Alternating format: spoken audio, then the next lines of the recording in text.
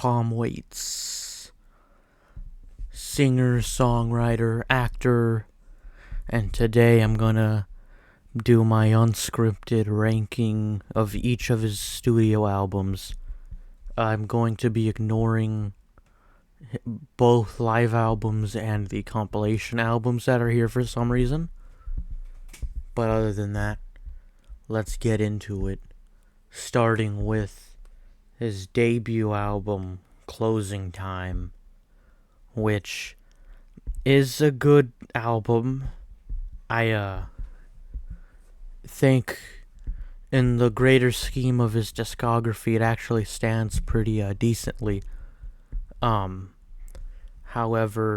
I think it can easily be an A, but it can also easily be in B tier. But to go over the track list, there is Old 55, I Hope I Don't Fall in Love with You, Virginia Avenue, Midnight Lullaby, Martha, Ice Cream. So there's some classics here. I think that easily will be a B tier album, just because compared to everything else, it is just, there's more interesting stuff, and the loungeteer type act going on here isn't my favorite, but it's not terrible though. However, a huge step up is his sophomore album, The Heart of Saturday Night. It is, if you were to ask me when I was initially first getting into Tom Waits, this would probably be a S tier, up there. One of his, I still think it's up there, but just gonna put it in A tier. This is a great album. The songwriting, in my opinion, is better here. It's more, the aesthetic of the album is more open. Closing Time feels like you're actually in a bar with him on the piano, while here you feel more like you're on the streets of New York or whatever. And it's great. The writing here reminds me of Steely Dan in some places, weirdly enough. But the track listing: New Coat of Paint, San Diego Serenade, Semi-Sweet, Diamonds on My Windshield, Fumbling with the Blues, Please Call Me, Depot Depot, Drunk on the Moon, which Drunk on the Moon is easily a top 10 Tom Waits track. Almost feels like narratively, almost feels like it could be a sequel to Fly Me to the Moon if he actually made it to the moon. Really, there's a lot of Sinatra-isms scattered throughout this album, and I think he's greatly improved here.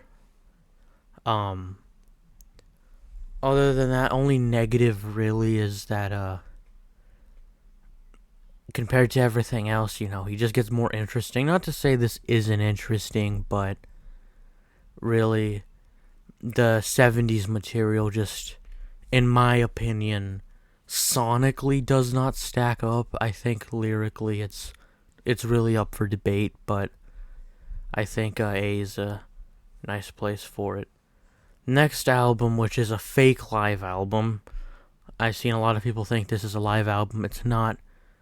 That album being Nighthawks at the Diner, which is not a live album. It has an audience added into it to give the illusion as this album is Tom at his most barfly type character here.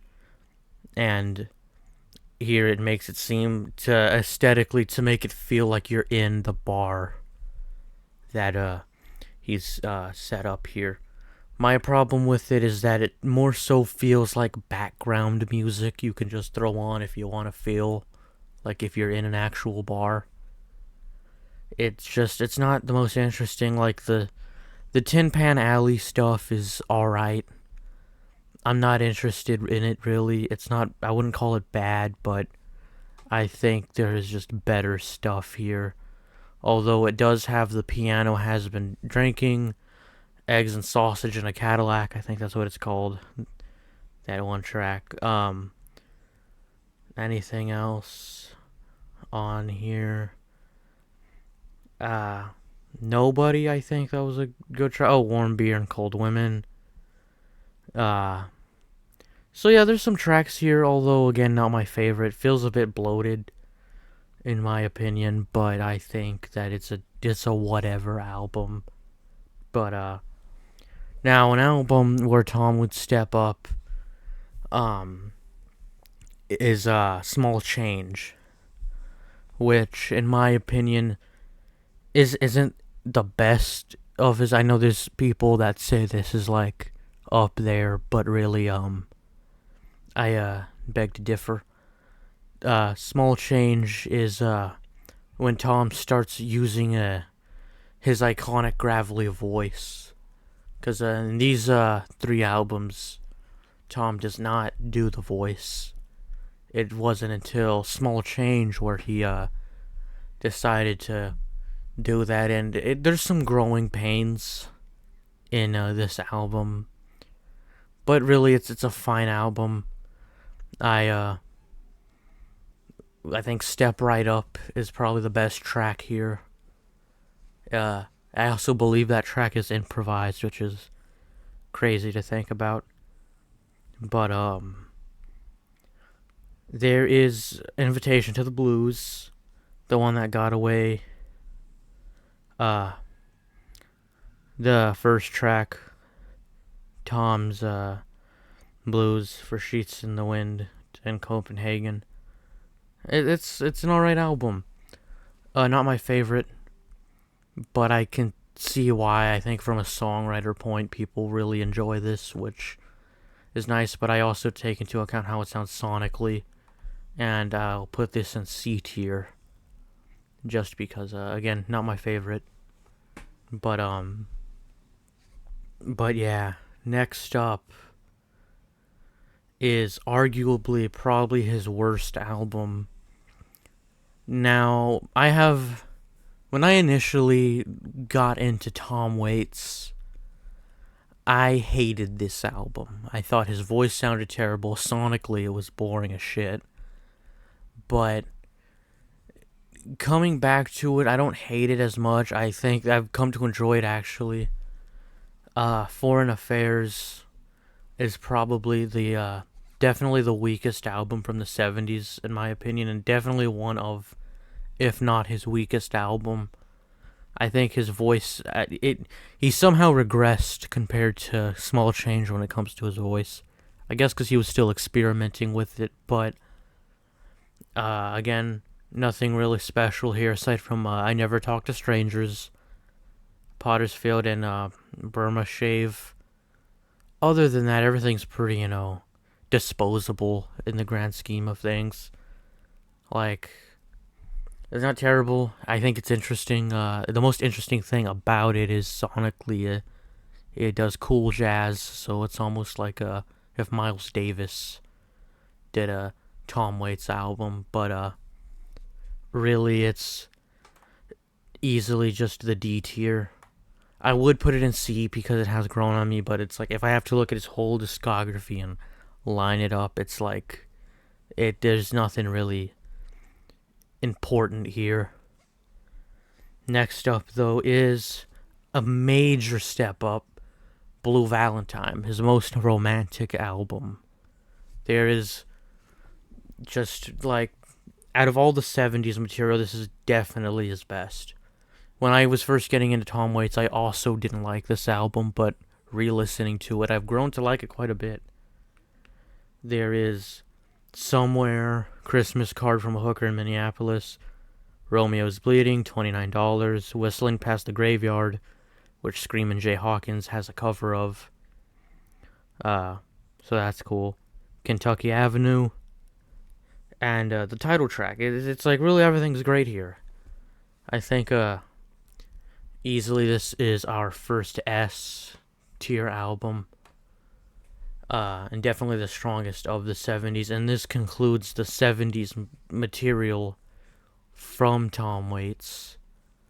But now we go into the more experimental 80s. But before that, quick little detour as There is one album before the experimental era, and that is Heart Attack and Vine, which, in my opinion, is a D tier album. Uh, but I'd say it's almost C. Almost. My problem with this album is that it's just too bluesy for me. Uh, it's just, I'm not, big into blues rock, which I know it's weird coming from someone who listens to Tom Waits, but this is very, swamp rock bluesy. Most redeeming thing about Heart Attack and Vine is the amount of organs that are used in this. Organs are my favorite instruments, so 9 times out of 10 I'm gonna enjoy it for that. But it has some tracks. It has the title track Downtown, which is one of my favorite songs by him, so it has that. Jersey Girl, which I always thought was alright. A lot of people like that track. But overall, I think this is a somewhat forgettable album. It's not that bad. It's not really bad. It's more forgettable, to be honest. But moving on, One from the Heart, the soundtrack for the Francis Ford Coppola movie of the same name.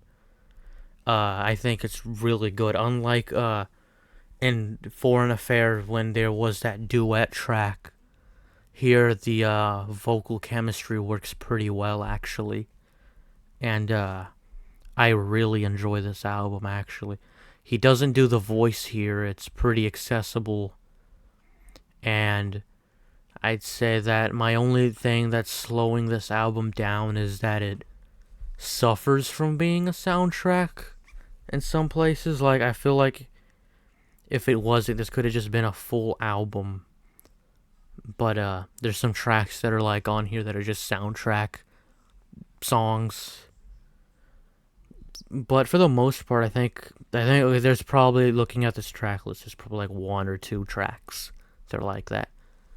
Other than that, if you want to feel like you're in a romance movie, then I recommend listening to it. It's a really good album. It was one of my favorites when I was first listening to all of his albums, and I definitely think that you should check it out if you haven't. I know a lot of people sort of don't really give the soundtracks the credit they deserve, but I think both of his soundtracks are pretty good. Next up is finally we're here. The legendary, the iconic start of the experimental era of Tom Waits, Swordfish Trombones. This album seems to be the result of after Tom Waits discovered who Captain Beefheart was, decided to get a little experimental himself, and by adding xylophones and marimbas and all that, which gives us one of his better albums. And it's just, what can I say? It's great. It has pretty much a solid track list. I think the only tracks I don't care for is Town with No Cheer and In the Neighborhood. But other than that, Shore Leave, Underground, 16 Shells from a 30.6 is probably my favorite. Down, Down, Down, Gin Soaked Boy. I don't really care for Soldiers things either, but really, this is just a fun listen. Especially because Tom Waits is very, cartoony and, a very cartoon villain. The way his music sounds. And, it really, shines here. But I think this album is outshined by Rain Dogs, which is also another easy S. Just because the sheer amount of content on this album. There's about, I think, 20-something tracks, 20 tracks, but all the tracks are real short. So it only clocks in, I think, barely passing 50 minutes. But this track, again, many consider this to be his magnum opus. I think there's an album better than Rain Dogs, but I can understand why you think. If you were to say your favorite is Rain Dogs, then you'd you'd be correct for the most part, at least. I think only tracks I don't care for is Tango to Their Sore. Um, really, like, I love Tom Waits' music, but I think this is the one track by him that I think is kind of annoying, to be honest. Like, I imagine this is what a non-Tom Waits fan hears when they hear that song. But other than that, Downtown Train, which is the popular one, a lot of people know him for, but I don't like Downtown Train just because it feels so out of place on the album. This album came out in 1985, and compared to everything else, it's completely different. And it does not blend in at all, but Downtown Train, you could argue that it does, and that's my problem with it mainly, is that it's just so out of place on the album. But other than that, like, aside from those two tracks, this is like a solid track list. Singapore, Clap Hands, Cemetery Polka, Jockey Full of Bourbon, Big Black Mariah, Diamonds and Gold, Rain Dogs, Midtown. It's all, like, pretty great. I think even Blind Love, wish that was a song that grew on me. Anywhere I Lay My Head. Just a great album, really. It's also just a more sinister album. Like, Swordfish Trombones feels more playful than Rain Dogs. Rain Dogs is more, like, darker. But the album that precedes this is Frank's Wild Years, which I sort of have not like as much as the other two albums' relationship with this album. Just because I don't think it's as strong as Rain Dogs or Swordfish, but I think it's definitely worthy of being an A-tier album. My problem with it is a bit inconsistent, but really, it's a fine album. Hang On St. Christopher, both the Straight to the Top Rumba in Vegas, Innocent When You Dream, don't really care for Temptation, Yesterday Is Here, Way Down in the Hole, also known as the song that was used in The Wire, Telephone Call from Istanbul, one of my favorite Tom Waits songs. Like, lyrically, it's probably one of my favorites, if not my favorite lyrically, at least. But also just a lot of accordion used in this album. Like, of course, he's holding one on the cover, but it has a distinct sound, that being just a lot of accordion on that album. So, if take that as you will. But next is another soundtrack, Night on Earth, which, again, I prefer one from the heart. Night on Earth feels more of a instrumental, more ambient Rain Dogs, which it's not bad by any means. Like, if you want some of that, then I suggest listening to it. But really, there is just nothing here. There is like, the first few tracks on the album are pretty good, actually, or at least I remember them being. Back in the Old World and Dragging a Dead Priest are the two tracks that return to the most. Dragging a Dead Priest just because it's a spooky ambient track. But I really don't have much to say on Night on Earth. I think it's an underrated album, but I can understand why it's not really as celebrated as others. And next, in my opinion, is his best album, that being 1992's Bone Machine, which, oh no, Easy S. This album is probably his darkest album, maybe. Death and decay seems to be the theme here. And it's very just you know, ominous, I guess.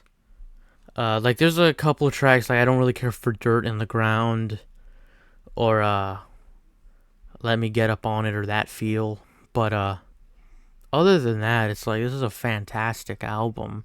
This is where Tom starts getting more into, I guess, Southern Gothic aesthetically. Uh, Earth Died Screaming, which features Les Claypool on the bass, I believe. Such a Scream, all stripped down, which sounds like it can come off of like the Residents' Duck Stab album. Jesus Gonna Be Here has like it's slowly becoming my favorite song off this album. Uh, Murder in the Red Barn, I Don't Want to Grow Up. Oh, again, well, probably my favorite at the moment, but Jesus Gonna Be Here. That one's slowly becoming my favorite. But yeah, it's just a good album. I have a lot of fun listening to this album for as dark as it is. I love it. I love the use lots of xylophones and marimbas, and it's like that. All of my favorite things about Tom Waits is just in this album, and that's why it's my favorite. But next is a very divisive album. A lot of people think it's worse or near his worst. I've seen some defenders of it, but The Black Rider, co-written by William S. Burroughs. My problem with The Black Rider is that it feels more like a series of interludes with some songs sprinkled in. But other than that, like, it's fine. It's definitely Tom's most weirdest and inaccessible album. But other than that, like, I think it's fine for the most part. I don't think, like, you should start with The Black Rider just because it's again, like, not his best material is on here, but it's too just experimental, which I don't have a problem with, but I guess for the average person, it should be a turnoff. Tain't No Sin, November, Gospel Train, Oily Night, definitely probably his weirdest track off of any album. I'm feeling a C tier with this album. Just cause, I feel like B tier is too high for. Not that it's like a bad album, but yeah, I think C is the right place for it. Now, a huge step up and an album that is favorited by a lot of people is Mule Variations. This is another Southern Gothic country album. A lot of Americana and some blues-ish things going on. My problem with it is really just it's not super experimental, which, like, looking at the album cover, I thought it was gonna be like another Bone Machine, like another dark album, and it's not. Not that that's bad or anything, but I think it's just I like when the albums are balanced out between the weird experimental stuff and a the non-experimental stuff. This is probably gonna get people upset, but I'm putting this in the B tier just because I don't really return to a lot of the tracks often, aside from Filipino Box Spring Hog, which is probably my favorite off the album, Chocolate Jesus, Picture in a Frame, Big in Japan, and other than that, I really don't come to that. I'm really not the biggest fan of Hold On, which is like one of his most popular songs. Not that it's bad or anything, I just not into it. Like, I never really found it, like, super interesting.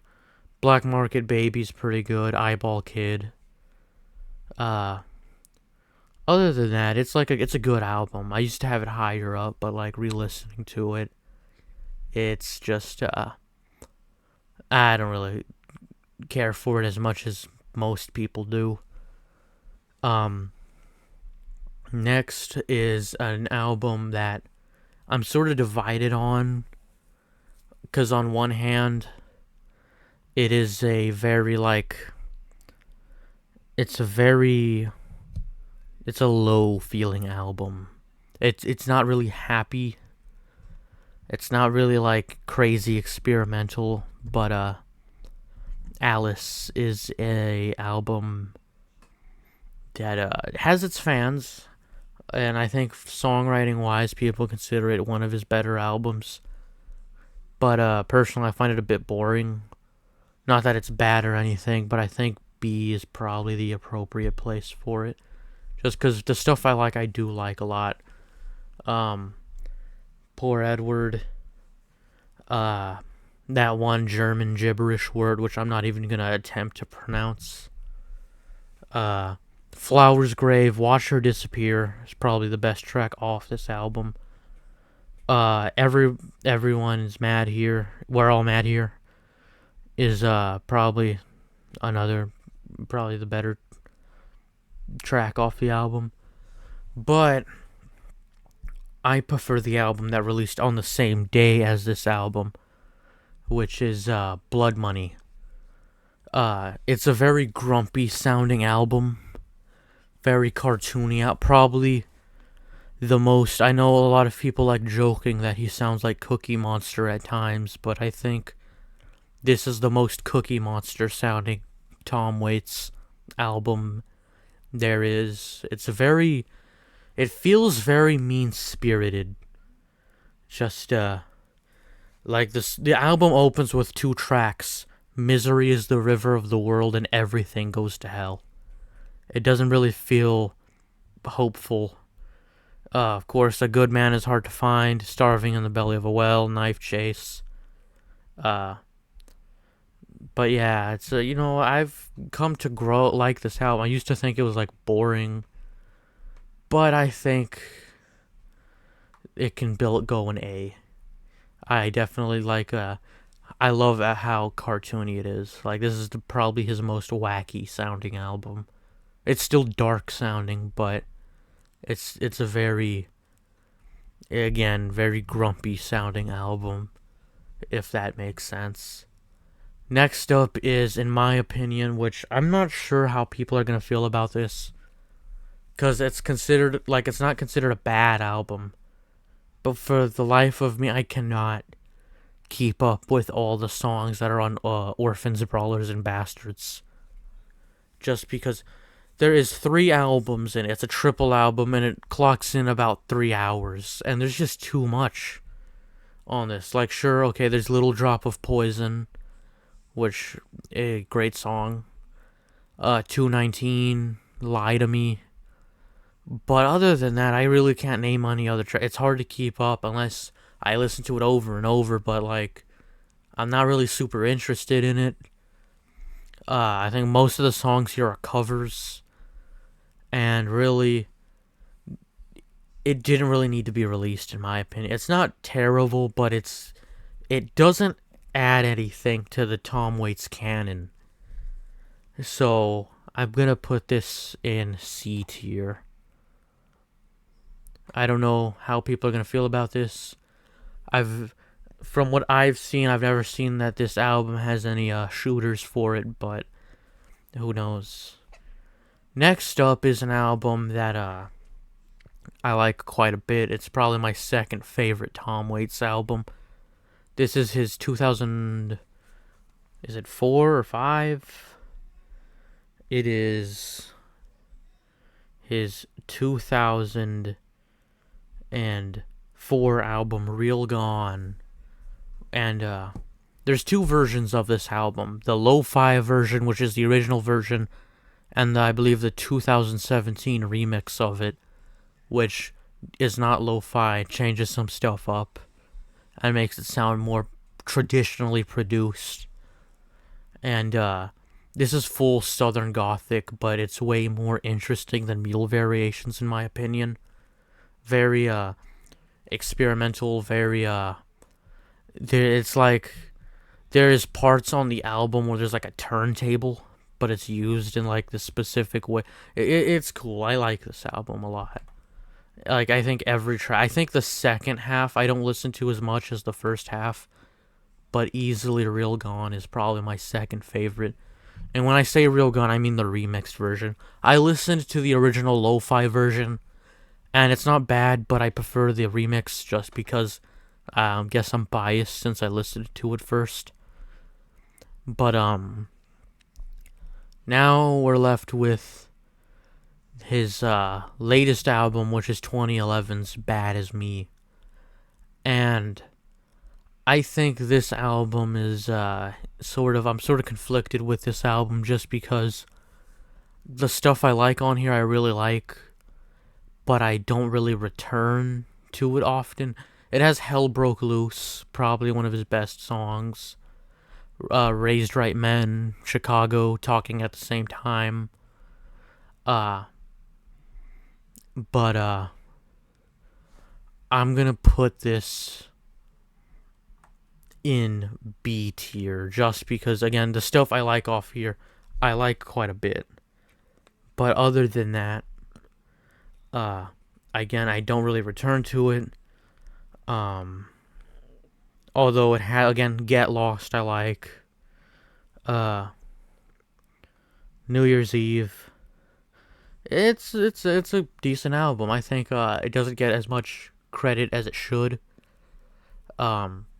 People's argument is that it doesn't really bring anything new to the table, but it's like Orphans, Brawlers, and Bastard does it, but I see more people praise this album than Bad As Me. But so yeah, that's my ranking of Tom Waits' studio catalog. Of course, again, I've ignored these two live albums, Big Time and Glitter and Doom, and these are two compilation albums that are here for some reason. But yeah, so that's my ranking. Thank you for watching. So yeah.